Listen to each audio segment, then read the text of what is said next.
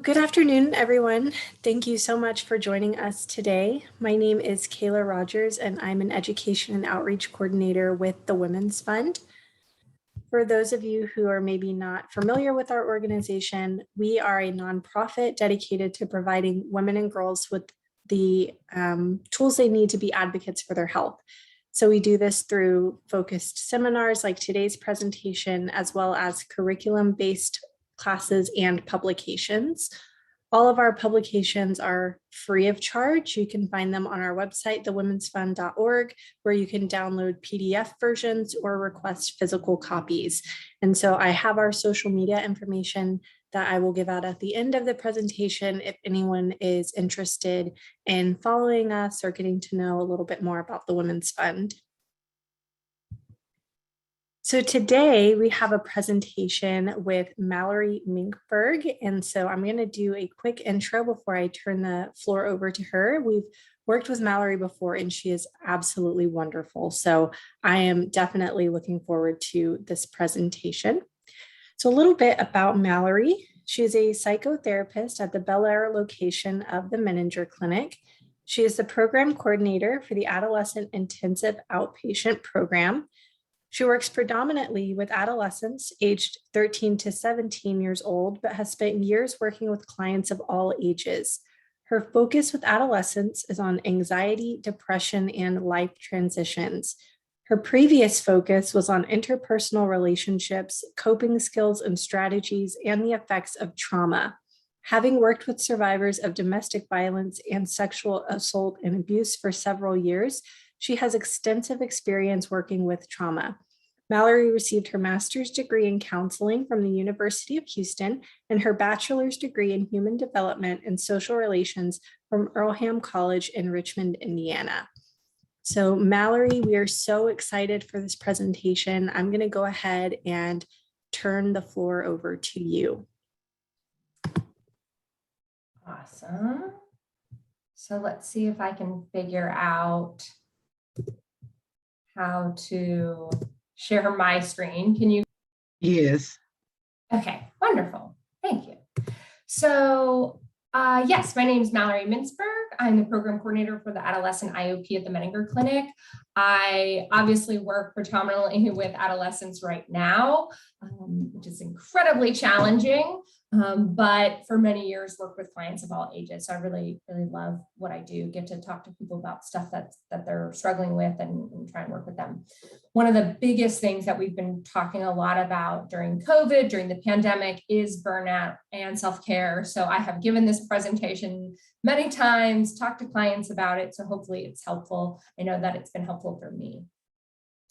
I'm going to try and do this a little bit at the same time. So burnout. What is burnout? Burnout's the state of emotional, physical, and mental exhaustion caused by excessive and prolonged stress.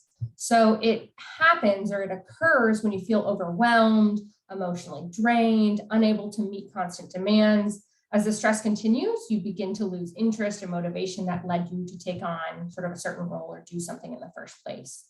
Burnout's typically talked about in terms of work, but it can be at home, it can be with family, etc. But so sometimes it can sound very work focused. So burnout reduces productivity, saps your energy, leaving you feeling increasingly helpless, hopeless, cynical, even resentful. These sort of negative effects of burnout can spill over. So if it's happening at work, it can spill over into home and social life. If it's happening at home, it can spill out into work and social life.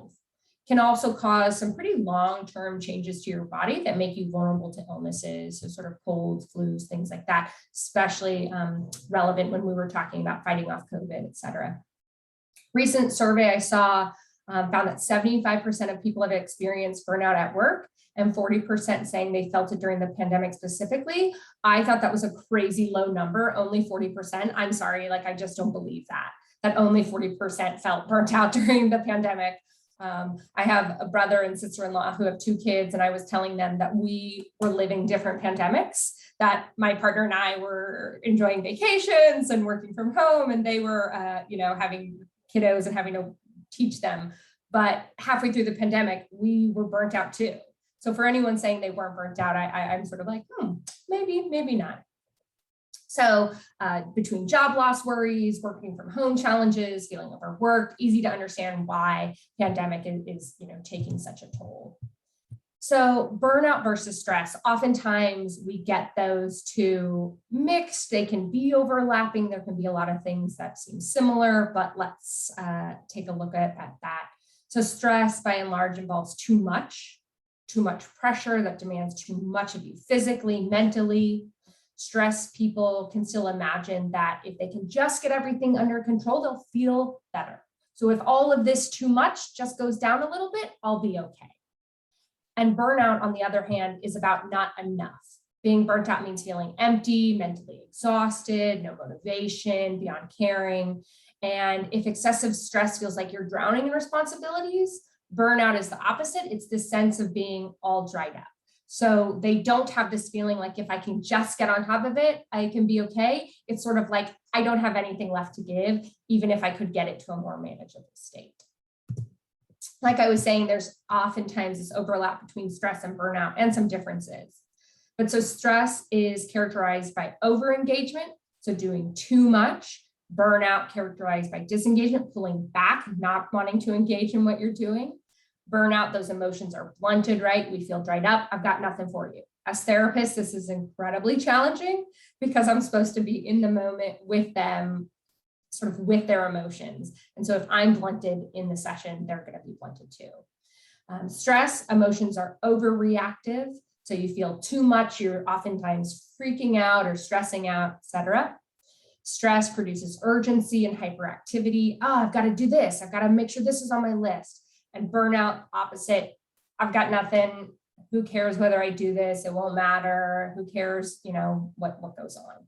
So with burnout, you've got that loss of motivation, ideals, hope, stress, a little bit more loss of energy. Stress leads to anxiety because you've got that hyperactivity. You've got like, oh, I've got to do this. And burnout leading to detachment and depression. What does it matter? Let me just sort of pull back, detach from that. It matters.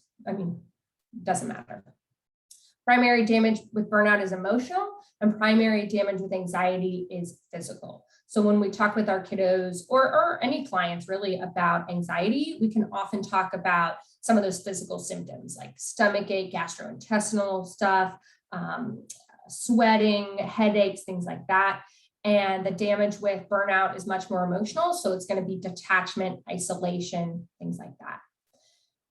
Anxiety, we talk about, the physical stuff can kill you prematurely. Anxiety can lead to heart issues, overstress, burnout. It's going to make life seem not worth living. You're going to detach in a little bit of a different way. Let's talk about how do you know, right? We're talking about stress. We're talking about burnout. I'm sure everyone is relating to some of these experiences, at least the stress part. How do you know if you're sort of a little bit higher in the burnout stage? So we're looking at fatigue. You're exhausted, feeling less and less energy after pushing your brain all day long. Both your body and your mind just are fatigued. It's sort of, you've got this battery and you just use it up. You've got no energy left. Sleeplessness, because you're worried about what it is you have left to do or what you can do to make the situation better. You find it oftentimes more difficult to fall asleep, or you might wake up in the middle of the night several times. This way you can feel more fatigued, creating this sort of vicious cycle, right? I'm up worried about what I'm going to do, so I don't sleep. Then in the morning, I wake up fatigued. Then I'm sort of burnt out throughout the day, don't have anything left to give. Physical aches, again, you're going to get that stuff inside your body. Tension and stress, you're going to feel all over. You might get headaches, backaches, muscle aches. Because of the stress, your muscles are constantly tense, meaning your body no longer experiences any rest or long periods without any rest. And that tension can result in obviously a lot of pain after a while. Like I said, you're going to get digestive issues, can impact your appetite, eat less. Sometimes people lose weight because of the stress. You might experience gastrointestinal, like I said. You might be more vulnerable to getting sick. Stress can affect your immune system, meaning you become ill more quickly, more severely. And then you might get specific stress symptoms like heart palpitations, increased cholesterol levels, heightened blood pressure, things like that. On the psychological side, you're going to get exhaustion and this burnt out feeling. Your brain is going to literally become exhausted and tired and in need of sort of proper recovery. You might have issues with focusing, find it difficult to concentrate, especially as the day wears on, it becomes more and more difficult.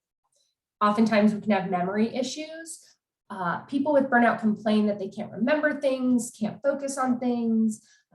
Oftentimes these issues become worse when they're tired. And again, then we go back to this vicious cycle, right? Of don't sleep well, all of these things are exacerbated, and so we don't sleep well, and so forth and so on.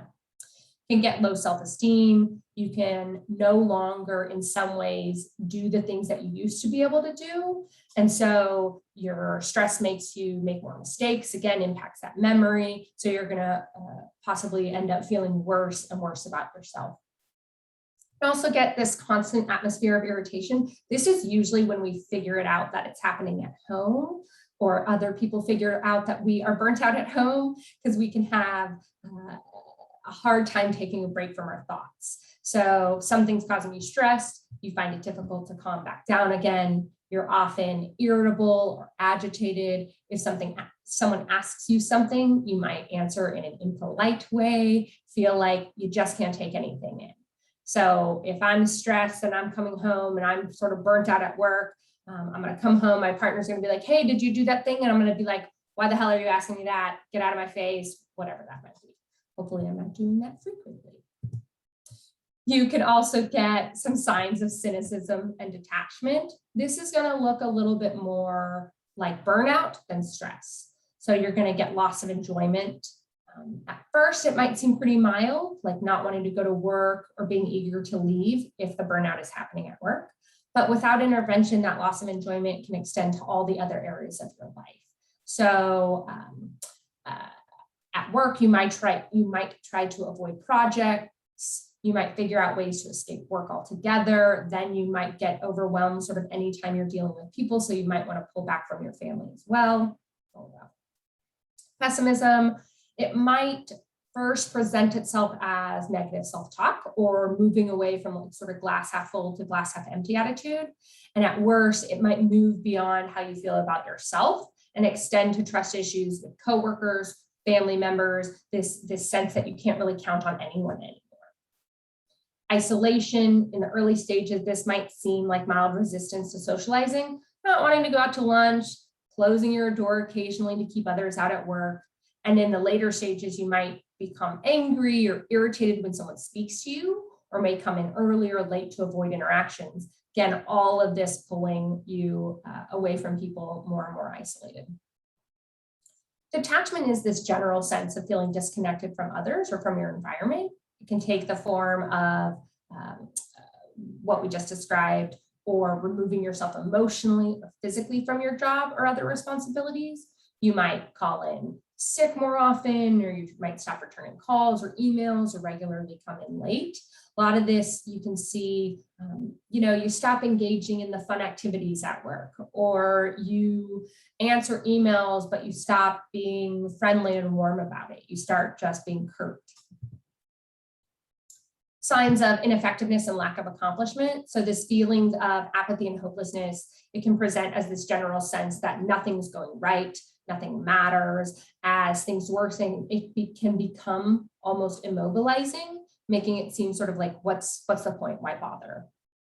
Again, we've got this increased, this lack of productivity and poor performance. So stress is going to push us to do these long hours and try really hard, and you're going to work to be as productive as you once were.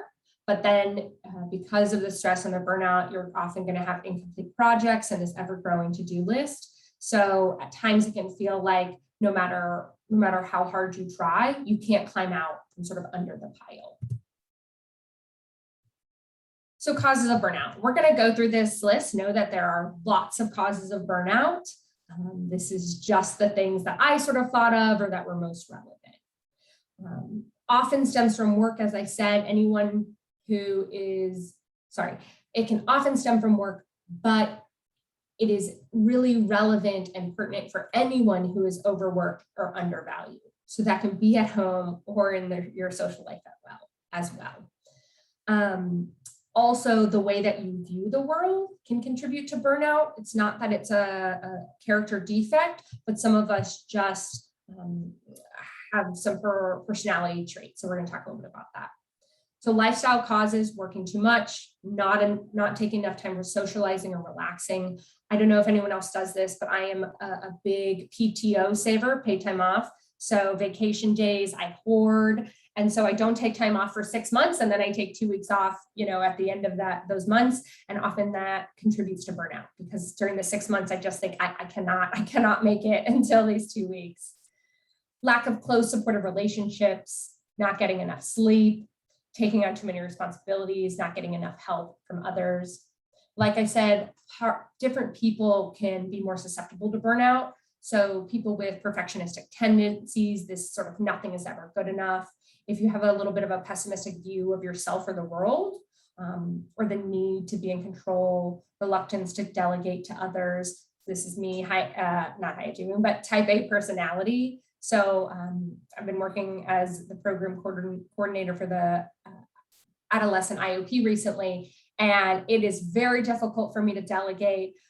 I've got, my boss saying, hey, you're taking on too much. Can you hand this off to Betty Lou? And I just think, what if Betty Lou doesn't do it right? I need to be the one to do it so that I make sure it's done right. So this inability to delegate to others is really going to be a problem. So keeping in mind that all of this stuff can contribute to burnout, but are not the cause of burnout, right? So I can take on too many tasks. I can be reluctant to delegate because of my personality, but my type A wonderful personality is not the cause of burnout, right? It can be really helpful in other areas, and it makes me really awesome. So just to be clear, these are not the causes of burnout. So let's talk about the causes of burnout that happen at work or in the workplace, because I think these are pretty common. Lack of control. So oftentimes at work, unless we are the boss, we tend to have an inability to influence decisions that affect our job. So schedule, assignments, workload, all of that can lead to job burnout, not being able to control those things. Additionally, so could a lack of resources that you need in order to do your job. Unclear job expectations. So when I started the adolescent IOP, I took over from someone who was leaving. And so my job became do everything that isn't being done. And let me tell you how miserable that was. I had no idea what was expected of me. I didn't know whether I was performing well or not well. I didn't know what my job title really meant. So if you're unclear about the degree of authority you have or what your supervisor wants for you, you're likely not going to feel all that comfortable at work. Additionally, lack of recognition or reward for good work. So when we try really hard and we don't feel that we're being appreciated, you're going to get burnout. Dysfunctional workplace dynamics. I'm sure that everyone has worked or been in a situation where there are some interesting dynamics. If you've got perhaps an office bully, or if you feel undermined by colleagues, or you've got a boss that maybe micromanages your work, this can contribute to job stress as well. Any kind of extremes of activity. So if you've got a job that's monotonous or chaotic, then you need constant energy to remain focused. So if your job is really boring, you have to keep on it. You have to keep your brain focused constantly. All of that just can lead to more fatigue and thus burnout. Lack of social support. So if you feel isolated at work and in your personal life, you might feel stressed. I worked at an organization a couple of years ago, and I remember we filled out this survey, and it asked, do you have a work best friend? And I guess our number was really low. And so they spent the next year sort of drilling into us, like, make sure you have a work best friend. Who's your work best friend? And at the time, I thought it was so silly because I had a work best friend. But then I moved jobs. And for the first year, you're getting to know people. And it's tough when you don't have someone that you feel that you can connect with, that you can vent to. It can feel really isolating, and that can be pretty stressful. Work-life imbalance, I'd say any imbalance anywhere, but if your work takes up so much of your time and effort that you don't have time to relax, to spend time with your family and friends, to do something else, you're going to burn out pretty quickly. So we've talked about this really bad thing that a lot of us might be dealing with or might have. So what do we do? How do we prevent it? How do we treat it? Some of this stuff's going to be pretty self-explanatory or pretty obvious maybe, but I think it's helpful to have it all in one place. Gives us a way to say like, oh, okay, this is what we need. This is why, what could be helpful. So sleep like you've never slept before. I love this advice or this idea to prevent or treat burnout. However, much easier said than done, right?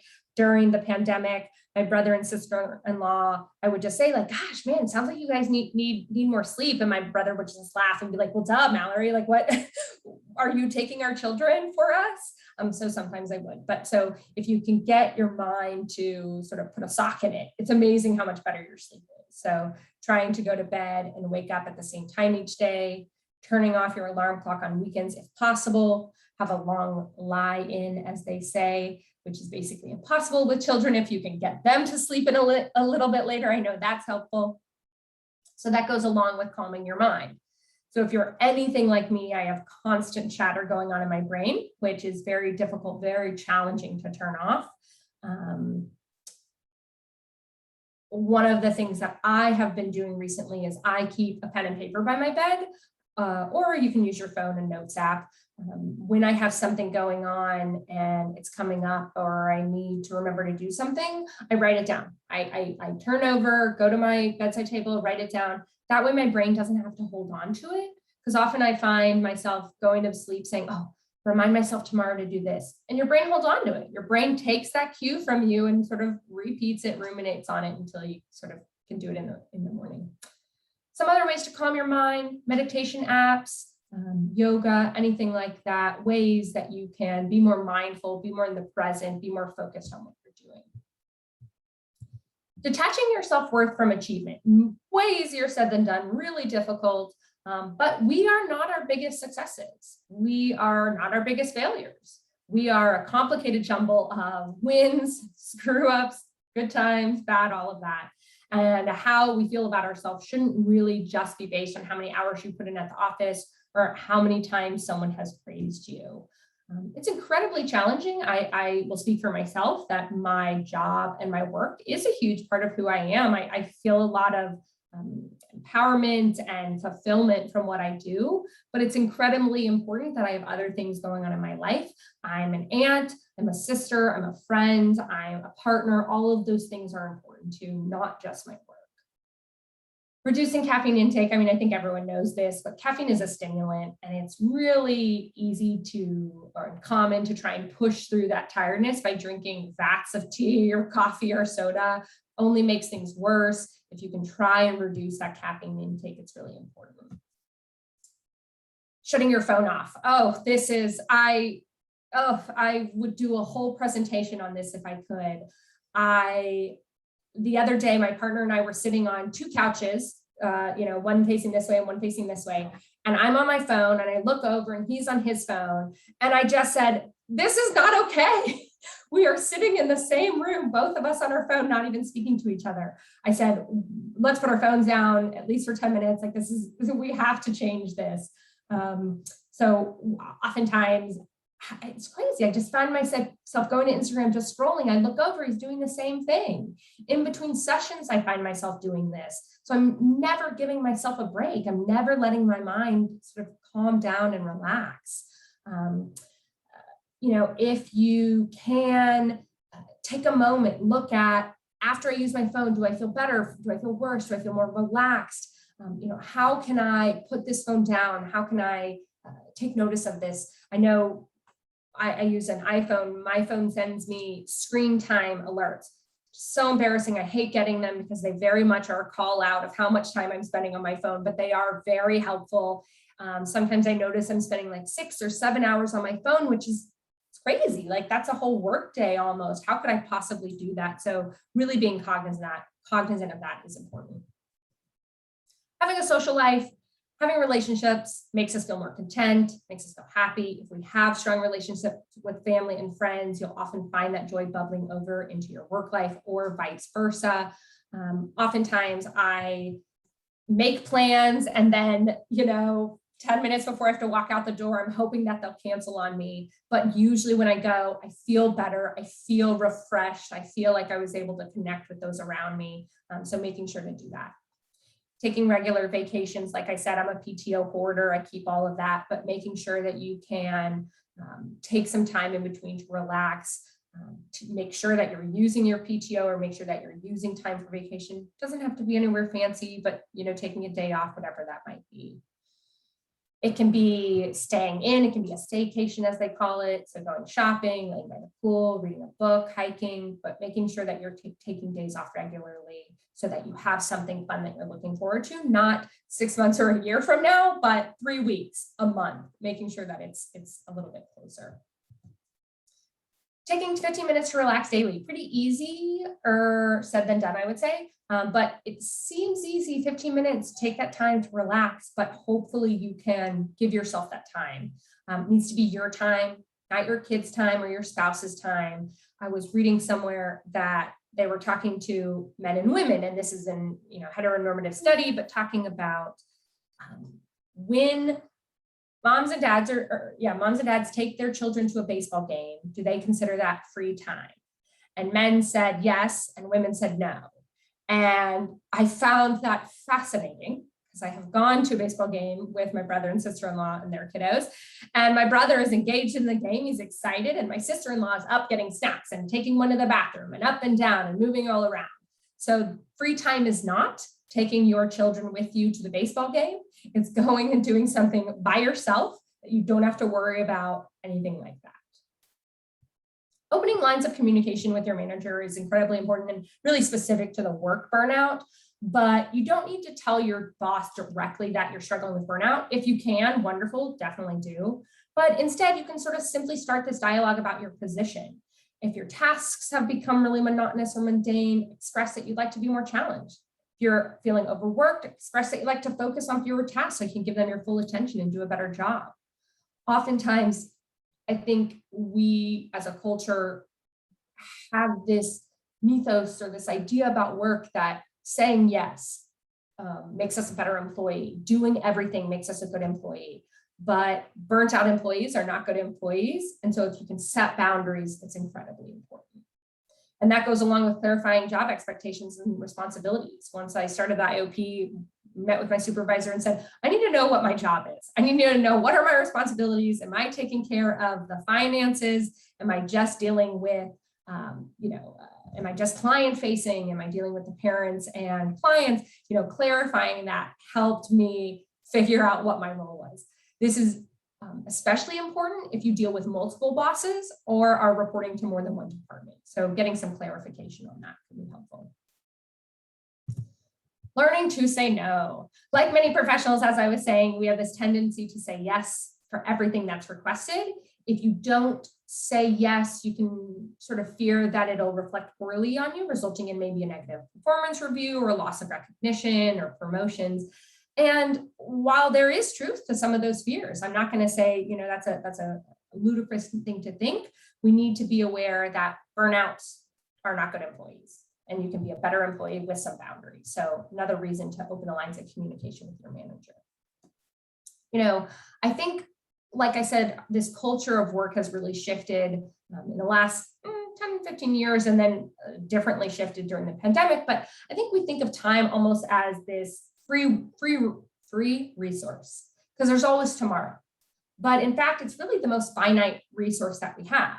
So oftentimes our senior leadership or senior leaders make it okay to, do work during the off hours. So we need senior leadership to say it's okay to not attend a meeting, or it's okay to not respond to emails past 6, 7, 8, 9, whatever it may be for you.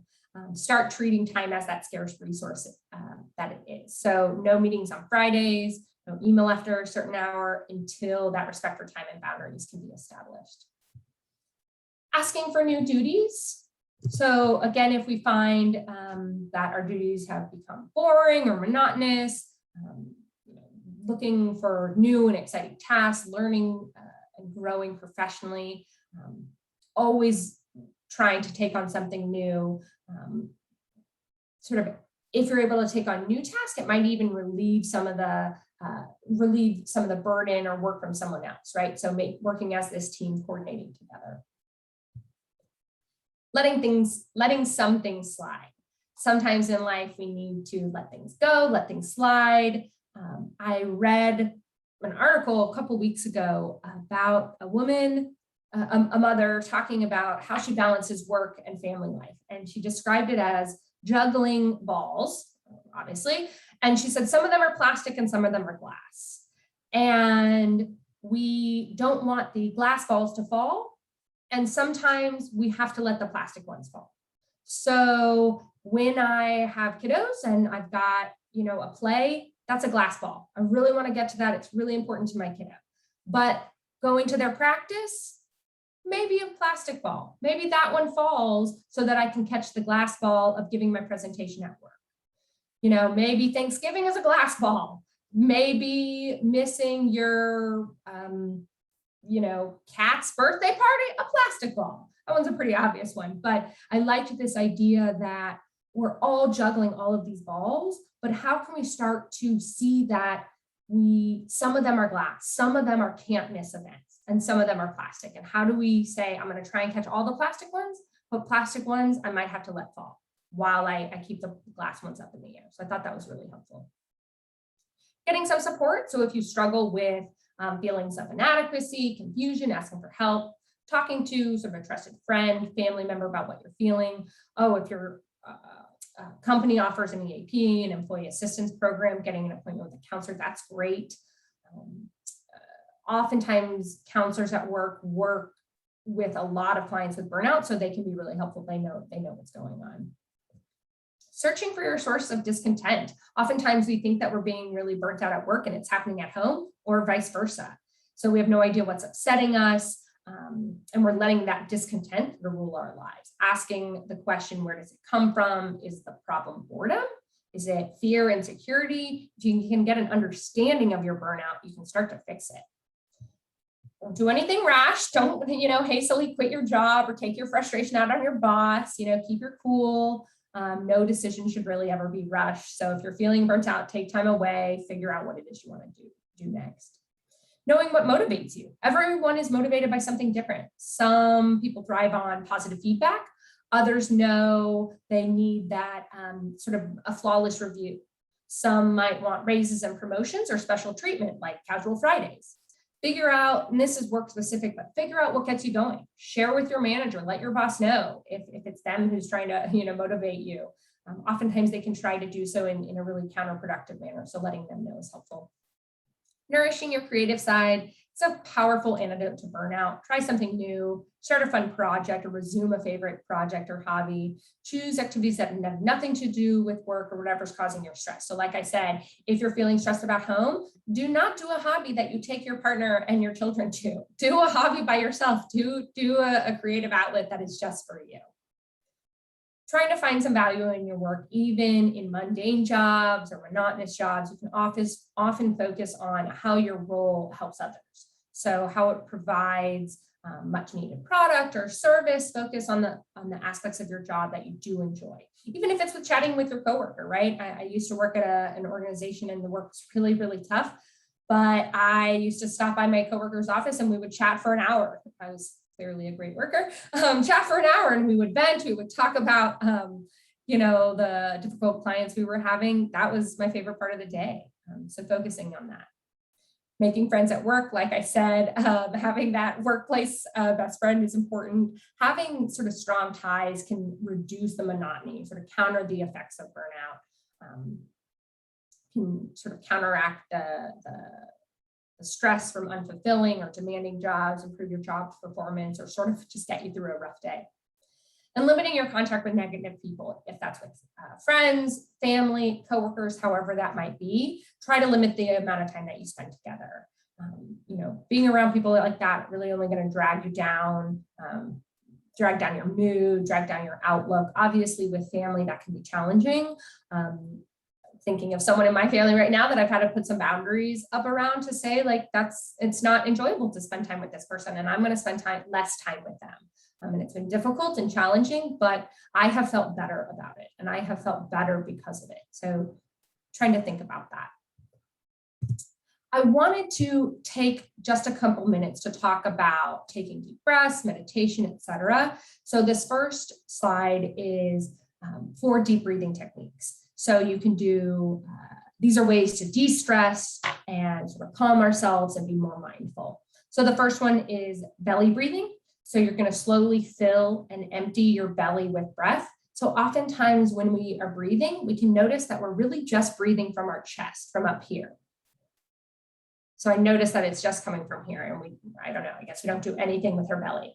And if you put your stomach on your belly and you notice that when you breathe in, your stomach expands, and when you breathe out, your stomach contracts, that's what we're looking for, these deeper breaths that go deep down.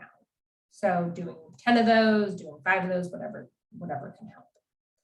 Counting your breaths is incredibly helpful as well. In our group, we do 4-7-8 breathing. So we breathe in for 4 seconds, we hold for 7 seconds, and we breathe out for 8 seconds. And we do that rotation 4 times. I read somewhere that you shouldn't do it more than 4 times. I was confused. Maybe they thought you'd get too relaxed. I don't know. But I often do that if I'm having trouble sleeping. Just do a couple rotations of it. I find that it just modulates my breathing. So if I'm breathing like this, and then I do that for a little bit, my breathing goes like this. It just sort of makes it a little bit more regular, which can be pretty calming. Mindful breathing is also helpful. You can sort of breathe in and out and take notice of where your breath is coming from and where it's going. So noticing your breath on your upper lip, where it is in your nose, what it feels like in your throat, et cetera, et cetera. So being more mindful of that. Breathing visualizations are also incredibly helpful. Some people sort of breathe in positive and breathe out negative. It's however you want to visualize it, whatever that looks like for you can be pretty helpful. So, okay, I jumped ahead, but so this is 4-7-8 breathing. You can do it in bed, you can do it anywhere. I often do it with my eyes closed. This says repeat 3 to 7 times or until you feel calm. Who knows how long that would be. But so I wouldn't do it for too long. You really should be able to modulate your breathing pretty quickly, just doing that. 5-finger breathing is another one that we do. There are, I mean, literally hundreds, probably thousands on the internet that you can find, but 5-finger breathing is sort of breathing in, then breathing out, and breathing in, and breathing out, and so forth, and so on, and so on and so forth. Basically, any of the breathing techniques that you're going to get into are looking at how do I go from a little bit more of my frantic breathing to calming and modulating that breathing, and how do I be more mindful of it? How do I say, hey, I notice my breath is this, my breathing is looking like this. How do I change it? How do I make it something different that's going to feel a little bit more calm? Guided meditation, also great. I tend to be very bad at this. Like I said earlier, my mind is going 100 miles an hour. I was in a training earlier. She was like, let's do some mindfulness. And I was working on emails while she was doing it. So I'm very bad at it, but it is incredibly helpful. Study after study shows that mindfulness is helpful. It's great for stress. It's great for coping skills and managing stress. So the first one, body scan, that I'll tell you guys a little bit about is you can do it as long or as short as you like. Basically, it's tensing parts of your body as you move from your toes up to your head and then releasing. So you start with your toes and you squeeze them real tight for 3 seconds and then you let go. And then you do your whole foot and you let go. And then you do your calves for 3 seconds and you let go. And you move all the way up your body, your knees, your thighs, your bottom, your stomach, your arms, at the end, I'm sort of doing everything right. At the very last thing you're going to do is sort of scrunch your whole body together and then release. And it's basically this idea that we typically keep a lot of our stress in without relaxing. We aren't even noticing it. And so this sort of forces us to hold it and sort of add more tension and then release all of that tension. So incredibly helpful. I find that one easier to do than ones where I have to be mindful. That one is active participation. this guided meditation, I sometimes do with groups. I won't do this one today, just because I want to make sure we have time for questions or any discussion, but you can go through this. Basically, the idea is letting your mind go, but taking you to a place where you can let your mind go, I guess. Gives you things to think about. It gives you ways to release some of that stress and sort of pay attention to your breathing. So I find that incredibly helpful. I want to go back on all of these are in here and they're all listed. Like I said, there's hundreds on the internet, but if you like these, I'm happy to share my PowerPoint so that you just have a reminder of them. But I find them incredibly helpful when I can do them. So easier said than done. So yeah, that's all that I had for you guys today, talking about burnout and self-care. Happy to answer any questions that came up or anything else. Okay, perfect. Thank you so much. I've heard